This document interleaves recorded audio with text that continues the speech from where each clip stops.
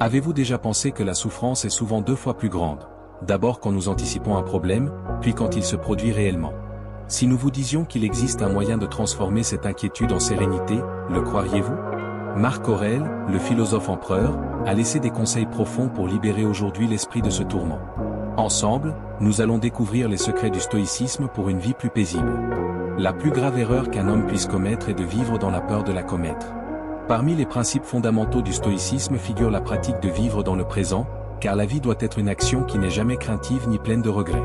Lorsque l'on vit dans le présent et que l'on ne laisse aucune place à autre chose qu'à ce moment, un homme qui se concentre sur le progrès et l'action, et qui ancre ses pensées dans le présent, sera toujours serein et stable.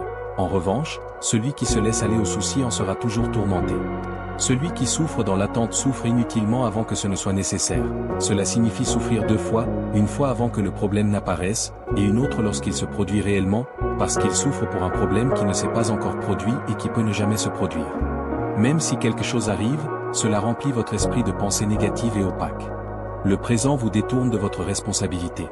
Il diminue votre performance et attire la négativité. Les dépressifs vivent dans le passé. Les anxieux vivent dans le futur. C'est pourquoi vivez le présent pour votre santé mentale. Vivez avec sérénité. Acceptez le passé parce qu'il ne peut être changé et vivez le présent, car il façonnera dès le début l'avenir.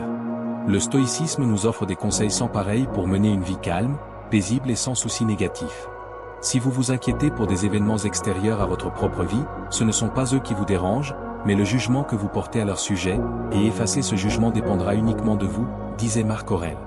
S'inquiéter du matin au soir de manière maladive et excessive apporte avec soi des événements extérieurs et des situations imprévues. Contrairement à un film, la vie ne suit pas un scénario préparé, mais une succession d'innombrables événements qui sont hors de vous, vous ne faites que les vivre, puisque la plupart des événements ne dépendent pas de vos actions. Comprenez qu'il ne s'agit que d'un jugement et d'un blocage de votre esprit. Se faire du souci pour ceux qui ne dépendent pas directement de vos actions est un choix, et souvent ce type d'inquiétude ne se transforme même pas seulement dans votre esprit en un problème ou une gêne.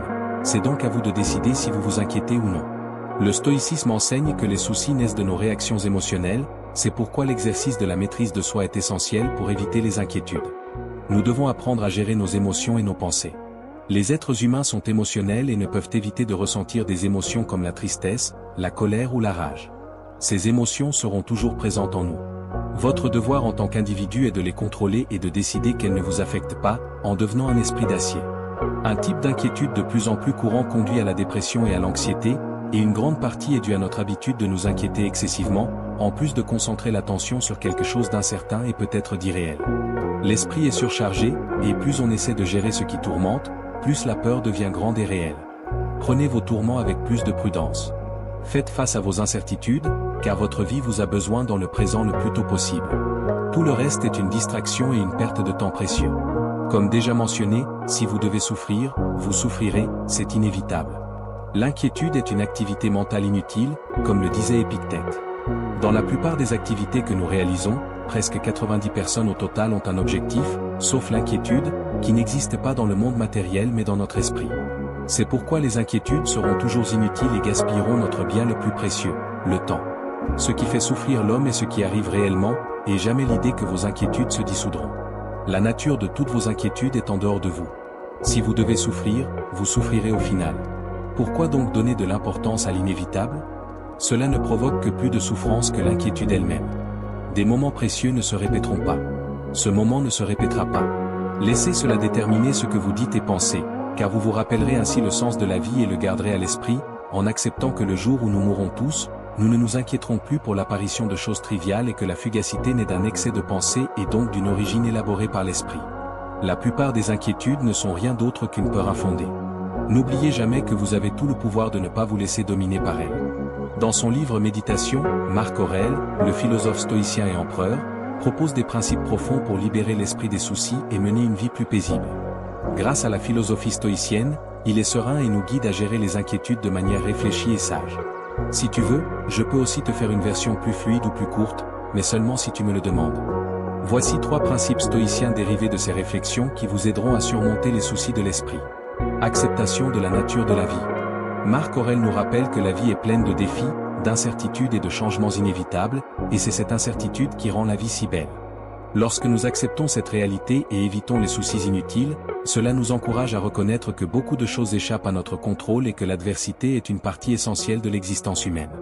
Lorsque nous intégrons cette vérité, nous pouvons concentrer notre énergie sur ce qui est à notre portée. Nos réactions et attitudes face aux événements acceptent la nature éphémère et souvent imprévisible de la vie. Elles nous aident à aborder les situations avec plus d'équilibre et à ainsi minimiser l'agitation mentale. Distinction entre les choses qui dépendent de nos actions et celles qui n'en dépendent pas.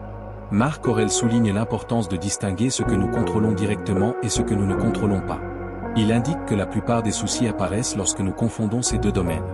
Ce qui est sous notre contrôle, nos actions et nos réactions, peu importe combien d'aspects de la vie vont au-delà.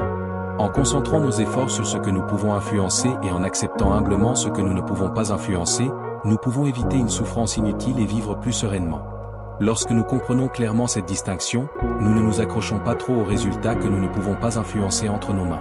Pratiquer la distanciation émotionnelle. Le stoïcisme nous enseigne à ne pas être esclave de nos émotions et à cultiver la capacité de les observer avec distance et sans obsession. Marc Aurèle nous encourage à analyser nos sentiments de manière impartiale et à reconnaître qu'ils ne nous définissent pas entièrement. En comprenant que nous sommes plus que nos émotions spontanées, nous gagnons la capacité de décider comment nous y réagissons. Pratiquer la distance émotionnelle ne signifie pas réprimer les émotions, mais ne pas les laisser déterminer nos actions et notre esprit de manière néfaste. Nous sommes responsables de notre esprit et non l'inverse. Cela contribue à réduire les soucis nés de l'irrationalité et permet une approche plus saine face aux défis. J'espère que cette vidéo vous a aidé à trouver la paix au milieu des pensées chaotiques liées aux soucis. À la prochaine fois.